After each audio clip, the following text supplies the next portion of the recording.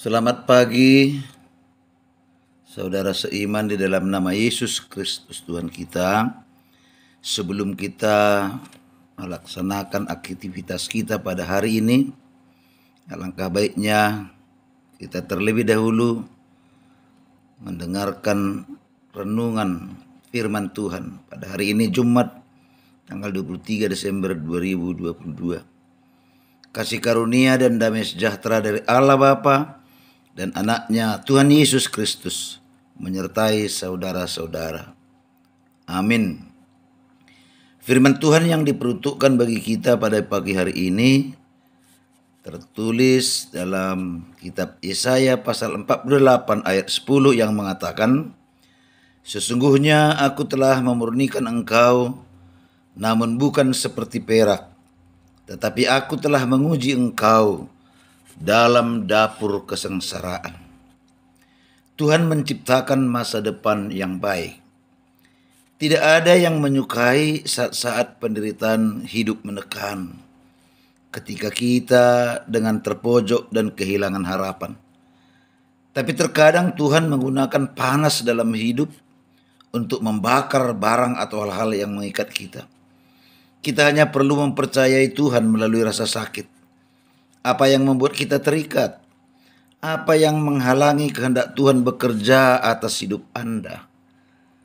Tuhan bisa menggunakan cobaan dalam hidup kita untuk menyadari hal-hal yang menghalangi kita dengan dekat dengan Tuhan. Dan Tuhan menolong kita untuk menghilangkannya. Kita akan melewati tungku perapian untuk memurnikan berkali-kali. Tuhan akan menyempurnakan dengan api. Ini seperti emas dan perak dalam tungku api untuk menyingkirkan kotoran. Sampai emas atau perak menjadi murni 100%. Demikian juga Tuhan memakai api penderitaan kehidupan untuk memurnikan iman kita.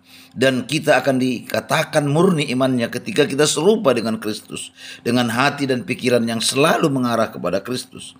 Terkadang di tengah penderitaan kita lebih mudah berpaling dari Kristus daripada mengarahkan hati dan pikiran kepada Kristus. Apa artinya bagi kita untuk menjadi seperti Yesus setelah Tuhan yang menyempurnakan kita melalui penderitaan? Setiap orang pasti menginginkan masa depan yang baik. Namun pada kenyataannya ketika segala sesuatu sudah dilakukan dengan baik, tetap saja dalam hidupnya tidak mengalami perubahan. Harapan kemudian pudar dan rasa percaya kepada Tuhan pun hilang. Kita pun menjadi bertanya-tanya, kapan Tuhan akan benar-benar menggenapi janjinya untuk memberikan masa depan yang indah kepada kita. Sesungguhnya aku telah memberikan engkau, namun bukan seperti perak, tetapi aku telah menguji engkau dalam dapur kesengsaraan. Yesaya 48 ayat 10. Inilah yang sedang Tuhan kerjakan dalam kehidupan kita sekarang. Tuhan sedang menguji kita dalam kesengsaraan untuk tujuan yang baik, yaitu memurnikan hidup kita. Tuhan akan menjadikan hidup kita lebih baik dan lebih berharga. Jangan pernah takut akan masa depan. Jangan pernah takut melewati pencobaan, sebab Tuhan selalu beserta dengan kita. Selalu ada masa depan yang baik ketika kita selalu turut dalam setiap perintahnya. Seperti dalam Yesaya 48 ayat 18. Sekiranya engkau memperhatikan perintah-perintahku, maka damai sejahteramu akan seperti sungai yang tidak pernah kering, dan kebahagiaanmu akan terus berlimpah seperti gelombang-gelombang laut yang tidak pernah berhenti. Inilah yang akan kita terima jika setiap saat kita setia memperhatikan perintah Tuhan. Hidup kita akan selalu penuh dengan damai sejahtera dan kebahagiaan kita akan berkelimpahan. Tuhan tak pernah ingkar janji. Ia akan benar-benar memberkati. Mungkin Tuhan memang tidak memberikan masa depan indah sesuai dengan apa yang kita impikan. Namun Tuhan akan memberikan masa depan yang baik sesuai dengan rancangannya. Jangan pernah ragukan kebaikan Tuhan dalam hidup kita. Letakkanlah segala kekhawatiran kita di bawah kakinya. Sebab rancanganku bukanlah rancanganmu, dan jalanmu bukanlah jalanku, demikian firman Tuhan. Seperti tingginya langit dari bumi, demikianlah tingginya jalanku dari jalanmu, dan rancanganku dari rancanganmu. Hidup kita dimurnikan dengan api. Alkitab menyatakan bahwa pada saatnya akan datang hari penghakiman dan penghangusan bumi oleh api Tuhan. Dan pernyataan ini sudah dinubuatkan oleh para nabi Tuhan pada zamannya.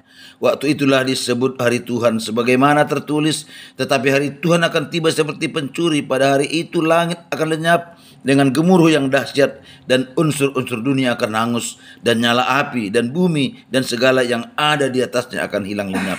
2 Petrus 3:10. Di hari itu bumi akan bergoncang sedemikian hebatnya, langit akan gemetar, matahari dan bulan akan menjadi gelap gulita, dan bintang-bintang di langit pun tidak akan bercahaya lagi. Bila diteliti lebih dalam lagi, kata api banyak ditemukan di dalam Alkitab, tapi tidak semua kata api di sini memiliki arti harafiah, yaitu api penghakiman yang sesungguhnya yang disediakan Tuhan bagi orang-orang yang hidup dalam kefasikan. Karena Tuhan seringkali menggunakan api sebagai unsur untuk tujuan penyucian dan pemurnian. Tuhan berkata, bukankah firmanku seperti api? Demikianlah firman Tuhan dan seperti palu yang menghancurkan bukit batu. Yeremia 23 ayat 39. Setiap orang percaya harus terlebih dahulu masuk ke dapur kesengsaraan supaya sifat-sifat lama kita hilang. Orang yang sudah mengalami pemurnian dari Tuhan ini hidupnya pasti tidak akan sama lagi. Banyak orang Kristen memberontak saat masuk dalam proses ini karena mereka tidak tahan sakit. Pembentukan karakter melalui api, pemurnian dan dapur kesengsaraan ini memerlukan kerendahan hati dan penundukan diri. Dan hampir semua tokoh besar di Alkitab dan juga para hamba Tuhan yang dipakai Tuhan secara luar biasa pasti pernah merasakan dan melewati proses yang menyakitkan ini, yaitu dimurnikan oleh api Roh Kudus, di mana hasilnya menjadi indah di pemandangan Tuhan. Saat-saat ini alat penampi sudah di tangannya. Ia akan membersihkan tempat pengirikannya dan mengumpulkan gandumnya ke dalam lumbung. Tetapi debu jerami itu akan dibakarnya dalam api yang tidak terpadamkan. Matius 3 ayat 12. Melalui proses penampian ini dan pemurnian ini akan dihasilkan orang-orang pilihan Tuhan yang memiliki kualitas hidup sesuai dengan kehendaknya. Amin, kita berdoa. Kuatkan kami bertahan dalam api pemurnian-Mu, ya Tuhan, sehingga kami menjadi umat yang tangguh dan orang yang murni di hadapan-Mu. Amin. Shalom.